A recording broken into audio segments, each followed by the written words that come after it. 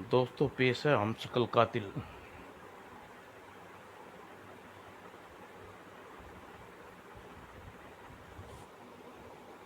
सागर सलीम की कॉमिक से। चलो दोस्तों शुरू करते हैं। त्रिवेंद्रम बंदरगाह काफ़ी चहल के पहल थी। भारतीय नौसेना का नया शानदार युद्धपोत शत्रुजीत आज समुद्र में उतारा जाने वाला था।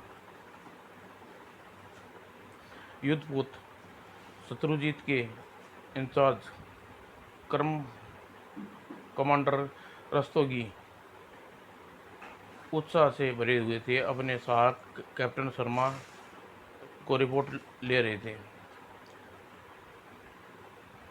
सवरिंग इज ओके सर, बस रक्षा मंत्री के आने की देर है। उसके बाद हमारा यह शिप समुद्र की छाती चीरता हुआ देश की सीमाओं की चौकसी के लिए निकल पड़ेगा। मैं बहुत रोमांचित हो रहा हूँ कैप्टन। मैंने अभी सोचा भी नहीं था कि सरकार इतने शक्तिशाली युद्धपोत का कमांडर सौंपेगी। इस प्रकार के युद्धपोत पर कमांडर आप जैसे अनुभवी अफसरों को ही होना सौंपी जानी जाती है सर। हमारा यह शिप अति आधुनिक जंगी सामान से लैस है। हाँ, इसे तैयार करने में हमारे इंजीनियरों और वैज्ञानिकों को 7 वर्ष से अधिक परिश्रम लगा है। और बंदरगाह पर स्टेशन बना गया था जहां रक्षा मंत्री अपनी संदेश स्टेज बनाया गया था अपना संदेश और अपने बड़े नारियल फोड़कर युद्धपोत शत्रुजीत का समुद्र में उतारने की रस्म पूरी करनी थी। मुझे बहुत ही खुशी है कि आज हमारी नौसेना के बड़े और एक शक्तिशाली युद्धपोत शामिल हो गया है। शत्रुजीत के कमांडर इंचार्ज को बधाई। और उद्घाटन में भीषण के बाद रक्षा मंत्री ने नारियल फोड़ा और तालियों से और खुशी से नारों से शत्रुजीत समुद्र में उतरा। देखते ही विशाल युद्धपोत समुद्र की छाती चीरता हुआ 1 मील दूर निकल गया और फिर तट पे खड़े लोगों को एक जबरदस्त दृश्य देखा। बड़ाम अगले ही दिन देश के सभी अखबारों में यह खबर छपी थी। अखबार वाले का अनुमान है बिल्कुल ठीक था। यह घटना की एक शत्रु देश की साजिश थी। दुनिया आर्जुना देश के नए डायरेक्टर जनरल गोम्स ने इस विषय में कक्ष में एक जश्न मनाया जा रहा था।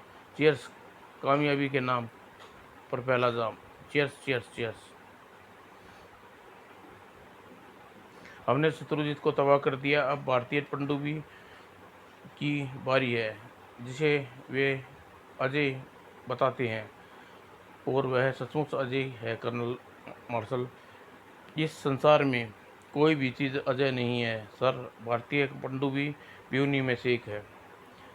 तीसरा फौजी जिसका नाम कर्नल पाशा था पहली बार बोला, सर हम उनकी पनडुब्बी को भी ठिकाने लगाने की योजना बना चुके हैं। Very good very good. मुझे ये बताओ कि योजना क्या है। कर्नल जवाहर ने अपनी जेब से एक तस्वीर निकाली और जेम्स को दिखाई। यह आप इस व्यक्ति को पहचानते हैं सर? अच्छी तरह से। यह भारतीय जासूस सागर है, बड़े खतरनाक आदमी है। हाँ, यह इस जहरीले सांप से अधिक खतरनाक। यह भारतीय जासूस सीक्रेट सीआईडी का सबसे ऊपर है। इसे स्पेशल एजेंट कहा जाता है। इस पर केवल राष्ट्रपति, प्रधानमंत्री और रक्षा मंत्री का आर्डर चलता है। यह सब बातें मैं जानता हूँ। मैं यह भी जानता हूँ कि यह व्यक्ति सागर हमारा सबसे बड़ा शत्रु है। मैं अब मैं आपको एक चीज़ दिखाता हूँ। कर्नल जफारा ने ताली बजाई और कहा, और तुरंत ही कमरे का दरवाज़ा खुला और एक व्यक्ति भीतर प्रवेश किया। सागर सागर और जनरल गोम्स ने हैरानी से जाफरा की ओर देखा। कर्नल, क्या तुम्हें इसे पकड़वा लिया है? नो सर, यह असली सागर नहीं है। असली नहीं है? जी हाँ, यह नकली सागर है। लेकिन इसे देखकर कोई भी यह कह सकता है यह असली नहीं है। इसका नाम बेकार बेकर है और यह सिविल इंजीनियर है। संयोगवश मैंने इसे एक समारोह में देखा। मैंने तुरंत ही विचार आया कि इसकी शक्ल सागर से बहुत मिलती है। मैंने इसे बुलाकर अपने प्लास्टिक सर्जन से इसके हवाले कर दिया। उन्होंने इसे चेहरे पर कुछ परिवर्तन कर दिए और असली सागर जैसा बना दिया। लेकिन इसे सागर बनाकर तुम्हारा क्या चाहते हो कर्नल? यह भारतीय पनडुब्बी को नष्ट करने के लिए हमारे काम आएगा। देखिए, आपको अपना प्लान समझाता हूँ।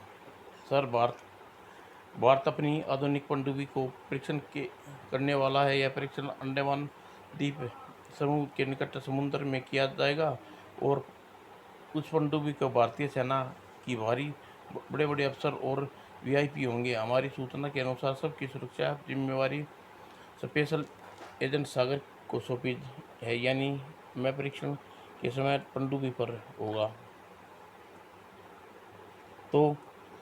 तो सर, यह है कि असली सागर पनडुब्बी पर जाने पर प्रेजेंटन एयरपोर्ट पर उतरेगा और उसका अपहरण कर लेंगे और इसके स्थान पर इस सागर को पनडुब्बी में भेज देंगे। यह यह तुम यह कह रहे हो जैसे उस शैतान का अपहरण करना बहुत सरल कार्य है। सर, इस कार्य में मैंने सरल बनाने के लिए एक प्लास्टियर अपने ने हमारे जासूसों को एक पूरी टीम काम कर रही है। उसका इंचार्ज कर्नल सिंघान है और सिंघान प्रो पार्टियोर लिटर इंटेलिजेंट में एक जासूस को खरीद लिया है। उसकी सहायता से हम सागर का अपहरण करके अवश्य सफल हो जाएंगे। लेकिन सागर एक ट्रेंड जासूस है। वह हर सख्त तरह की हथियार चला सकता है, आधुनिक जहाज़ों और पनडुब्बियों के बारे में जानता है। तुम्हारा यह आदमी उसके स्थान ले सकेगा? हमने थोड़ी बहुत ट्रेनिंग दे दी है। इस इसलिए हम केवल उस भरोसा पर भरोसा ही नहीं करेंगे, बल्कि अपनी स्कीम पूरी तरह सोच समझ कर बनाई है। आपको समझाता हूँ। उधर भारत के स्पेशल एजेंट सागर रक्षा मंत्री के सामने बैठा था। मिस्टर सागर, युद्धपोत शत्रु जीत की तबाही के बाद यह साबित हो गया है कि शत्रुओं ने हमारे बहुत से जासूस महत्वपूर्ण डिपार्टमेंट के में बहुत पहुंचा दिए हैं। मुझे डर है कि युद्ध कहीं हमारी पनडुब्बी को भी नुकसान न पहुंचाएं, कोशिश न करें। इसलिए आपको पनडुब्बी पर भेजना चाहता हूं। पहले मुझे पनडुब्बी के बारे में कुछ बताइए सर। पनडुब्बी का नाम हमारे लक्ष्मीबाई रखा है। यह पनडुब्बी दूसरी पनडुब्बियों के मुकाबले ज़्यादा गहराई में रह सकती है और पानी की सतह पर मिसाइल सही निशाने पर फेंक सकती है। यही परीक्षण देखने के लिए लोग वहां जा रहे हैं। ओके सर, मुझे अपनी पनडुब्बी पर कब और किस तरह भेजा जाएगा? तुम यहाँ से एयरपोर्ट पर जाओगे और एली इंटेलिजेंस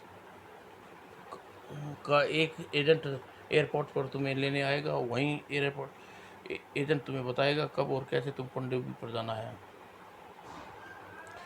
वो रक्षा मंत्री ने से मिलने के बाद उधर सागर पनडुब्बी पर पहुंचने की प्लानिंग बना रहा था और उधर फास्ट बेलियर ने अपना नमूना जासूस दल चीफ कर्नल सिंह अपनी योजना बना रहे थे।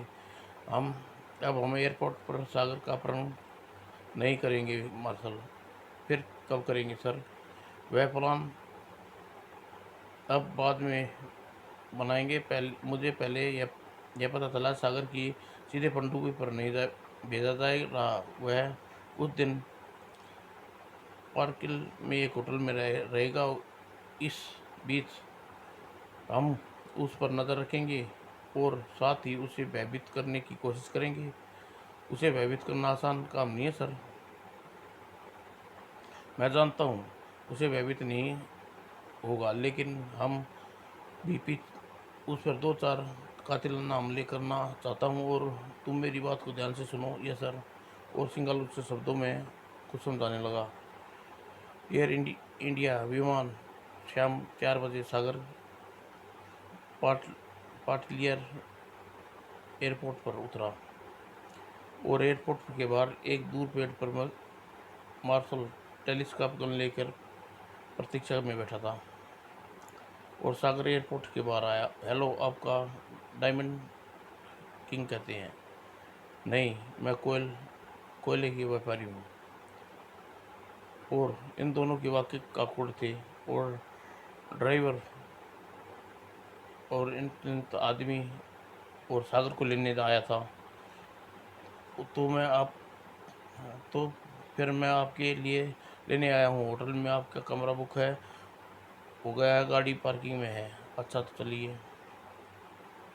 और पार्किंग में आए दाएं और सागर फुर्ती से कार में भीतर घुस गया। जल्दी चलो, निकलो यहाँ से। ड्राइवर ने गाड़ी स्टार्ट की और पार्किंग से बाहर कार सड़क पर दौड़ पड़ी। गोली आप पर चलाई गई थी ना सर? हाँ, थोड़ी तेज़ी से चलते रहो। और उसकी गाड़ी एक सुनसान सड़क पर घूमी। अभी आपके 8-10 दिन यहीं रुकना होगा सर। मुझे प्लान बनाकर आपको पनडुब्बी पर भेजना चाहता हूँ। ठीक है, जब हमें भेजना चाहो एक दिन पहले बता दीजिए। मैं अपने कमरे में जाकर आराम करना चाहता हूँ। और काफ़ी हाउस के बाहर सागर कमरे में नहीं गया, बल्कि होटल के होटल से बाहर निकला। टैक्सी पर बैठकर रवाना हो गया। उसे अंदाज़ा हो गया था कि उसका पीछा किया जा रहा है। वह नीली गाड़ी पीछा कर रही है। पता नहीं शत्रु के एजेंट, इंटेलिजेंस के लोग हैं शत्रु। और सागर ने पार्किल कई बार आ चुका था और शहर की से भली भांति परिचित था। सुनो, यह 100 रुपये देखो। गाड़ी ज़रा तेज़ चलाओ। 1 किलोमीटर आगे जाकर एक मोड़ आएगा। उस मोड़ पर मुड़ते ही तुम गाड़ी की गलती कम कर देना। मैं नीचे कूद जाऊंगा और तुम फिर गति बढ़ाकर आगे बढ़ जाना। तभी फोन पर घंटी बत्ती है और सागर ने रिसीवर उठाया। हेलो मिस्टर सागर, आपटे बोल रहा हूँ, लेकिन cold engineer chief. Hello hello mister Apte, क्या बात, कहाँ से बोल रहे हैं? मैं आपके अपने होटल में काफ़ी हाउस में बोल रहा हूँ। आपने तुरंत मिलना चाहता हूँ। क्या मुझे ऊपर आ जाऊँ? जी नहीं, मैं खुद नीचे आ रहा हूँ। और फ़ोन रख दिया। और हेलो मिस्टर सागर, इनसे मिलिए। यह है मार्क डिवेस्ट्रा, हमारे नंबर 1 जासूस। हेलो। आपटे ने काफ़ी बनाकर कप सागर की तरफ सरकाया। मुझे आप पर हुए हमलों की रिपोर्ट मिल चुकी है। दुश्मन हमारे अनुमान से कहीं अधिक चालाक निकला। बहरहाल मुझे खुशी है कि आपको कोई नुकसान नहीं पहुंचा। मिस्टर आपटे, मैं विश्वास से कह सकता हूं कि शत्रु के आदमी थे।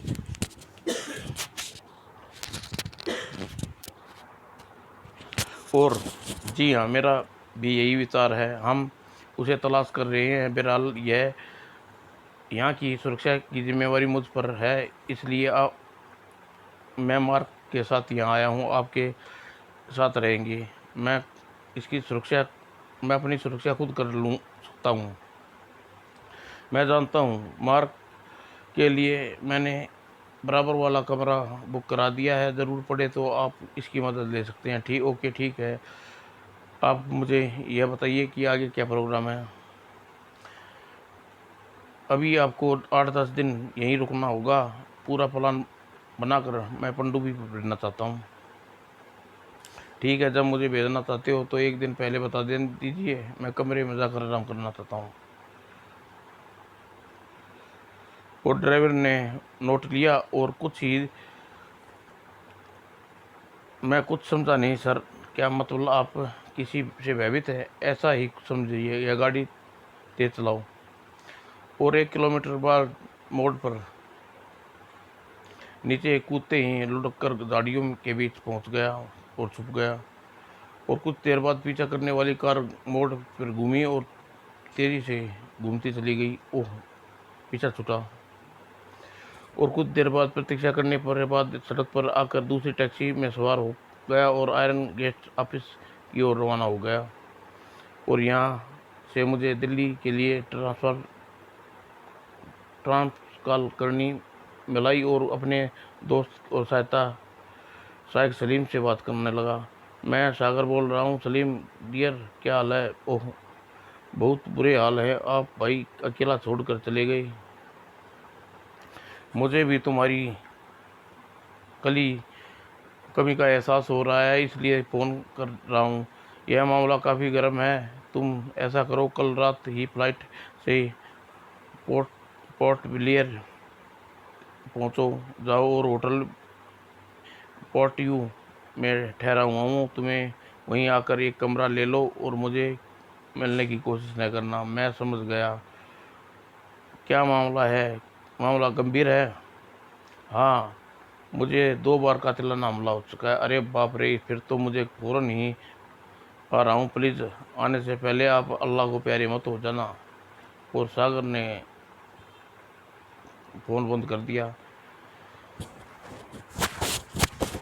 और समुद्र के बनी कॉटेज के भीतर कर्नल सिंघाल भूखे शेर की तरह गुर्रा उठ रहा। हरामजादे, मैंने तुम्हें कहा था कि 1 मिनट के लिए भी नज़र से ओंधल नहीं होना चाहिए। और सारी सर, लेकिन वह किसी भूत की तरह टैक्सी से गायब हो गया। मैंने बराबर टैक्सी का पीछा किया था। वह ज़रूर कोई मोड़ पर टैक्सी से कूद गया होगा। तुम लोग अंदाज़ा भी नहीं लगा सकते वह कितना बड़ा शैतान है। अब और देखा, होटल में वापस जाना आया ही था या नहीं। सागर वापस आकर अपने कमरे में आराम से सोया हुआ था। सुबह करीब फ़ोन की घंटी बजी और उसने रिसीवर उठाया। हेलो सागर यार, आपका गुलाम पहुंच गया है हजूर। रूम नंबर 116 में जगनमोहन नाम से ठहरा है। यह स्पीकिंग सलीम था और अपने आने की सुना दे दी थी। तुम मूर्ख हो, होटल के फ़ोन से फ़ोन किया? अरे, अब इतना मूर्ख नहीं हूँ कि मैं एक पब्लिक बूथ से बोल रहा हूँ। सागर ने संतोष की सांस ली और निर्देश देने के बाद फ़ोन बंद कर दिया। वह नहा धोकर बाथरूम से निकला। दरवाजे पर दस्तक हुई। कम इन प्लीज़। और गुड मॉर्निंग मिस्टर सागर। मैंने सोचा नाश्ता आपके साथ किया जाए। मैंने ऑर्डर दे दिया। बैठिए, प्लीज़ बैठिए। दोस्त भी नाश्ते तैयार था कि दरवाज़ा पर आ गया। कमन। और सर, यह पैकेट आपके लिए आया है। मेरे लिए कौन दे गया? पता नहीं सर, कोई साहब कंपाउंड पर आए थे। अच्छा, ज़रा तुम जाओ, नाश्ता भिजवाऊँ। और मेरा चला गया। मैं हैरानी हूँ, इस पैकेट को किसने भेजा और क्या है? यह सोना की प्लान कोई चाल है? चाल तो नहीं हो सकता इसमें बम हो? बम तो नहीं है। इसका वज़न काफ़ी कम है। खोल कर देखता हूँ। लाइए, मैं खोलता हूँ। मैं ही खोल लेता हूँ। और मिस्टर सागर ने पैकेट को खोलने दीजिए। आपकी सुरक्षा की जिम्मेदारी मुझ पर है। मुझे यह पैकेट रहस्यमय लग रहा है। इधर लाइए। और सागर ने पैकेट को दे दिया। और लगता है कि किसी ने आपको उपहार भेजा है। और सागर ने मार्क डब्बा का ढक्कन खोला। ओह, यह तो, ओह माय गॉड!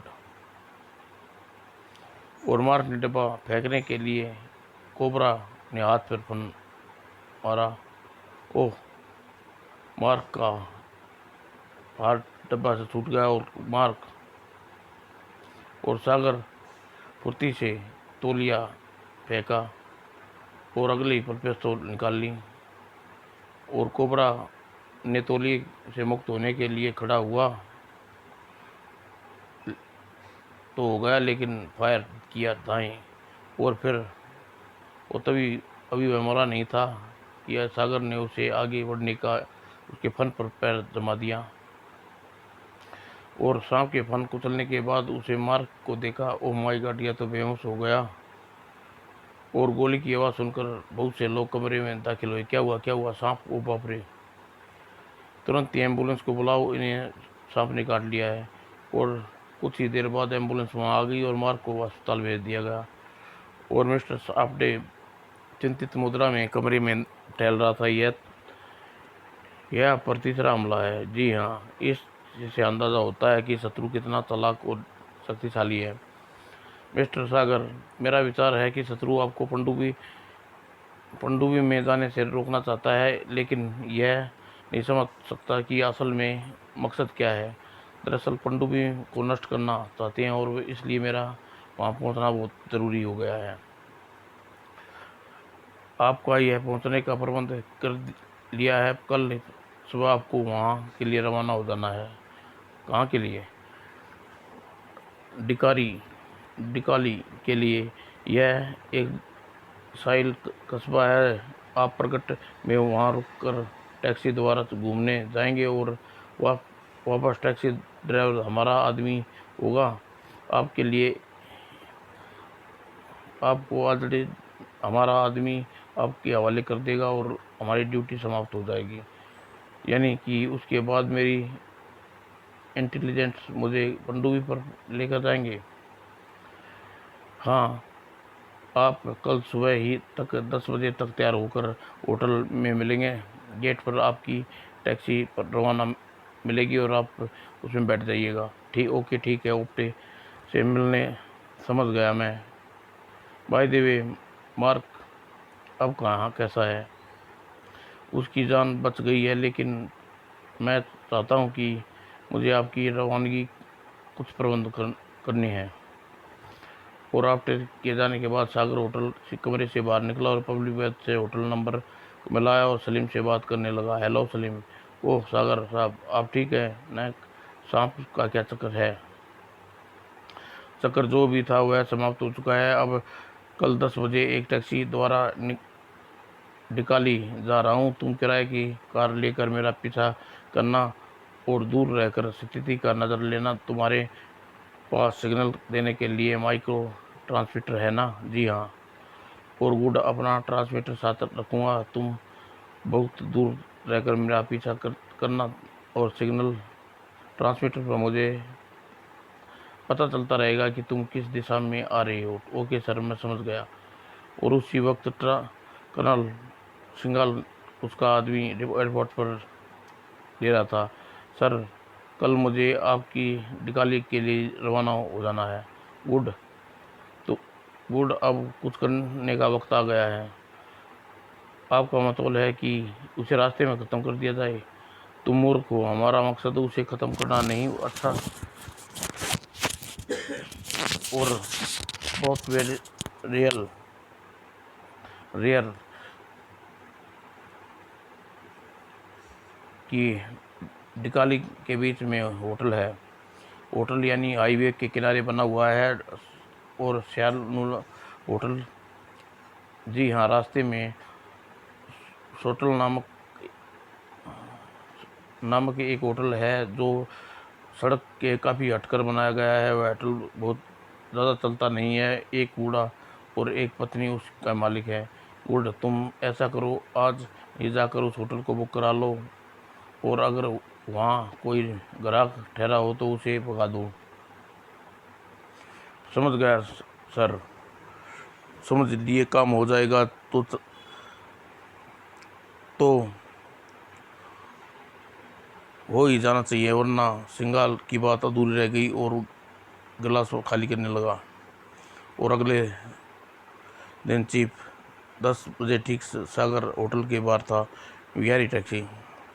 सागर को देखते ही ड्राइवर ने आगे बढ़ा और आइए सर, तुम जानते हो ना हमें कहाँ जाना है। सर आप निश्चिंत रहिए, आपको मंजिल पर पहुँच जाएंगे, मेरी जिम्मेवारी है। थैंक।